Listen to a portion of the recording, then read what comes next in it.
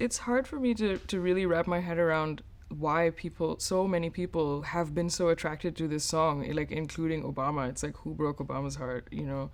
And we don't even know, like, he just put it on his playlist and we've never heard from him after that. It's just like, I want to know the backstory.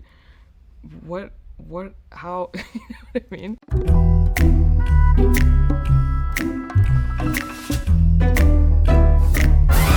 It's kind of like a really famous poem that a bunch of different singers from Pakistan and the South Asian diaspora have done renditions of. It's kind of like a jazz standard almost, but the poetry itself is something that I've always like felt very inspired by, and I've always thought that there was like an aspect of humor there, you know, like kind of like a comedic tragedy aspect to it. It kind of captured the moment, the so-called end of the pandemic, the first end of the pandemic. Mohabbat captures that a little bit, like that feeling of being tired but also hopeful. Mohabbat karne wale kam na तेरी महफिल में लेकिन हम ना होंगे. Basically, the poet is using a metaphor to say that you will be the lauded and the center of attention in a gathering, and there will be so many people always, forever in that gathering. Like, you will be surrounded by admirers, but I will not be one of them.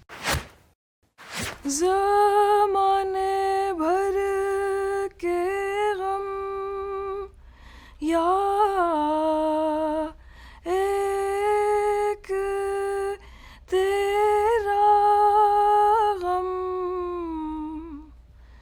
ज़माने भर के गम या एक तेरा गम, ये गम होगा तो कितने गम ना होंगे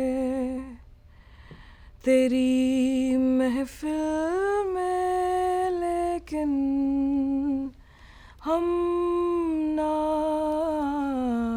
होंगे.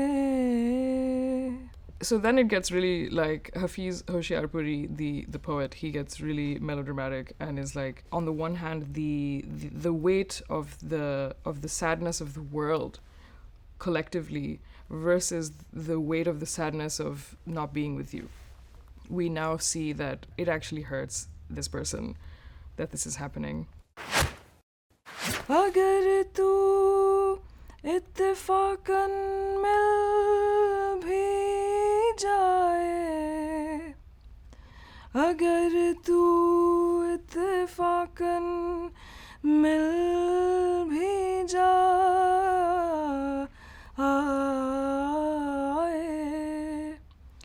तेरी फुरकत के सदमे कम ना होंगे तेरी महफिल में लेकिन हम ना होंगे. Now we're realizing that they weren't ever even together at all.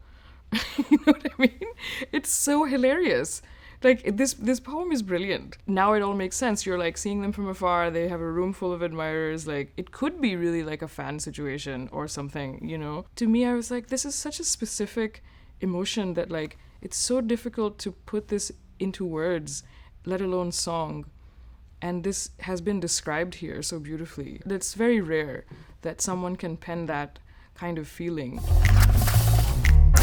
Even if you do understand the words, like there was a depth in the poetry that I felt that I was seeing that other people were not. It took me like almost 5 or 6 years, just thinking about this song and thinking about like what my version would be.